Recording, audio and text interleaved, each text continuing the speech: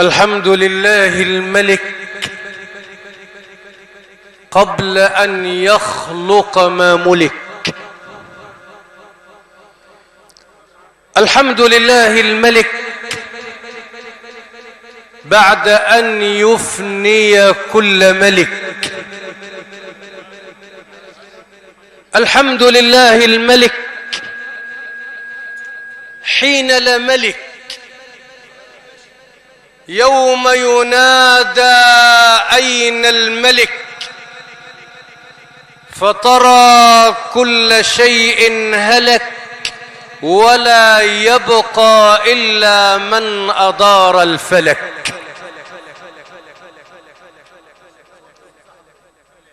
وأشهد أن لا إله إلا الله وحده لا شريك له، خلق الخلق بعلمه وقدر لهم أقدارا وضرب لهم آجالا، أمرهم بطاعته ونهاهم عن معصيته، وكل شيء يجري بتقديره ومشيئته، ما شاء كان وما لم يشأ لم يكن. وأشهد أن سيدنا ونبينا ومصطفانا وأسوتنا محمدا عبد الله ورسوله. قال قائل يتمدح حضرة النبي مخاطبا آل بيت النبي: يا آل طه لنا في حيكم قمر، له الحصى ناطق والبدر منقسم، طه البشير وله أسماء أربعة. خد بالك، صلى على سيدنا النبي. طه البشير وله أسماء أربعة: محمد أحمد هادي ومعتصم، وله على وجنتي خديه أربعة: الورد والياسمين ثم الآس والعلم. آمنت برسول الله أربعة: الضب والظبي والثعبان والصنم. انطقت لرسول الله، آمنت برسول الله أربعة: الإنس والجن والعرب والعجم. انطقت لرسول الله أربعة: الضب والظبي والثعبان والصنم. لولاه ما كان في الإسلام أربعة: حج ومنى ثم بيت الله والحرم. صلى على خير خلق الله أربعة: العرش والكرسي ثم اللوح والقلم. اللهم صل وسلم وزد وبارك على هذا النبي الأمي. سيدنا موسى في الدنيا قال لربنا ايه في سورة الأعراف؟ قال رب أرني أنظر إليك. ربنا رد عليه وقال له ايه؟ قال لن تراني. طب ايه المطلوب؟ انظر للجبل، الجبل المخلوق العظيم ده، فإن استقر مكانه فسوف تراني. فلما تجلى ربه للجبل جعله دكا وخر موسى صعقا.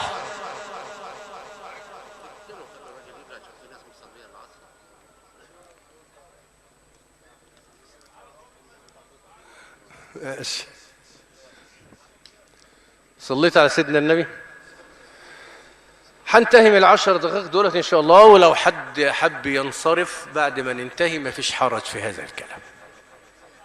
زيدوا النبي صلى الله عليه وسلم. طيب، قال لك إيه؟ موسى عليه السلام لم يستطع أن يرى المتجلى عليه. المتجلى عليه اللي هو إيه؟ الجبل. لم يستطع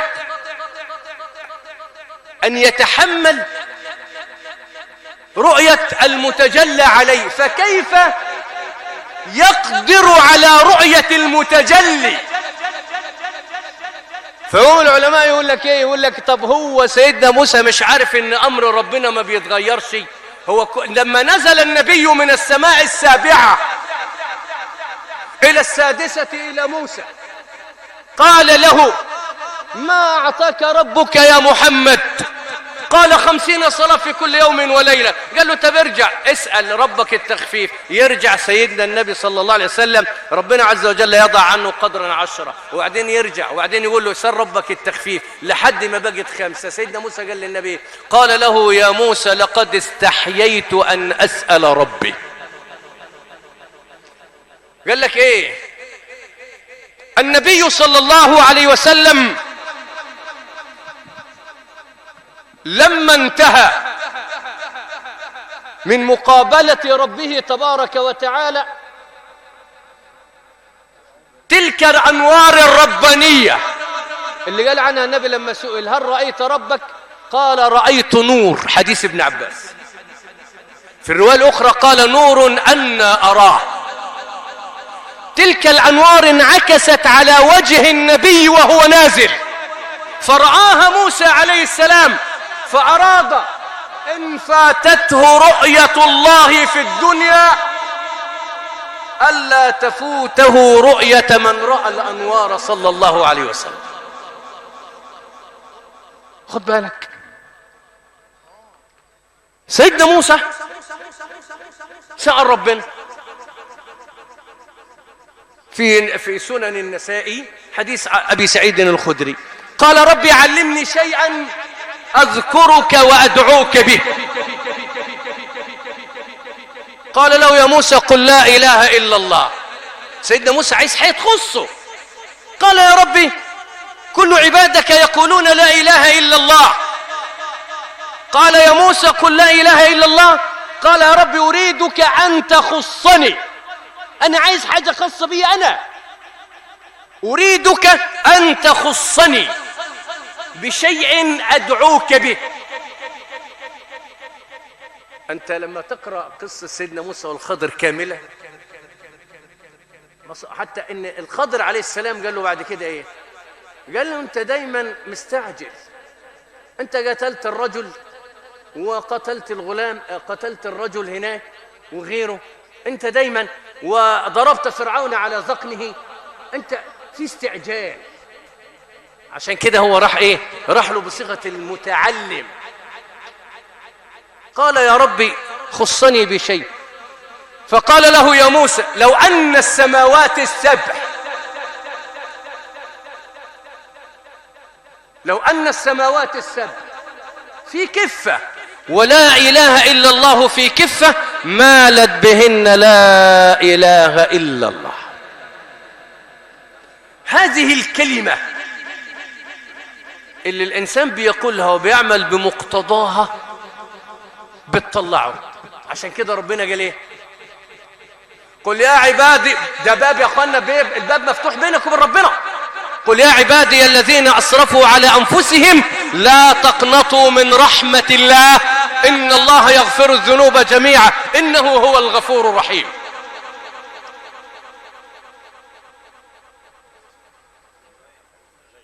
صلينا على سيدنا النبي. احنا كمسلمين في ايام مباركات، ايام بترفع فيها الاعمال الى الله تبارك وتعالى. بالله عليك، هو سيدنا ابراهيم قال للنبي ايه؟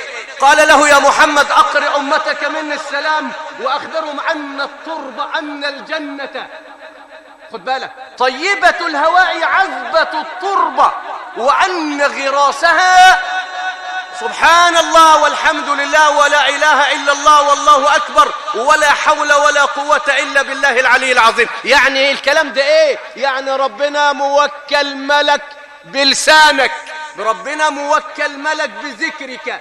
إذا ما ذكرت الله غرس لك الملك، إذا قلت سبحان الله غرس لك شجرة في الجنة، فإذا قلت الحمد لله غرس لك شجرة في الجنة، فإذا قلت الله أكبر غرس لك شجرة في الجنة. طب إذا أمسك اللسان أمسك الملك.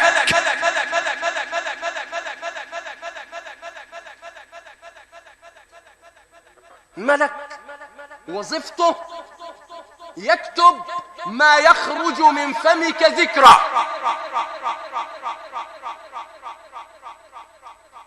أي ذكر يخرج من فمك الملك يسطره، يكتب لك. فينبغي على كل مسلم أن يضع لنفسه خطة في هذه الأيام المباركات،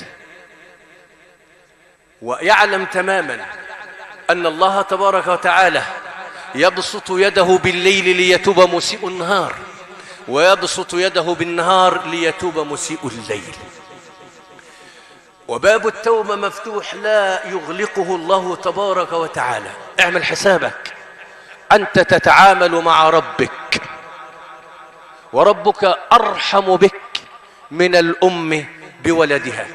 أسأل الله العلي القدير بأسمائه الحسنى وبصفاته العلى أن يجعلنا وإياكم ممن يستمعون القول فيتبعون أحسنه، ونسأله سبحانه وتعالى أن يشرح صدورنا، وأن يغفر ذنوبنا، وأن يتولى أمرنا، وأن يجبر كسرنا، إنه ولي ذلك ومولاه. والله تبارك وتعالى أعلى وأعلم. والسلام عليكم ورحمة الله تعالى وبركاته.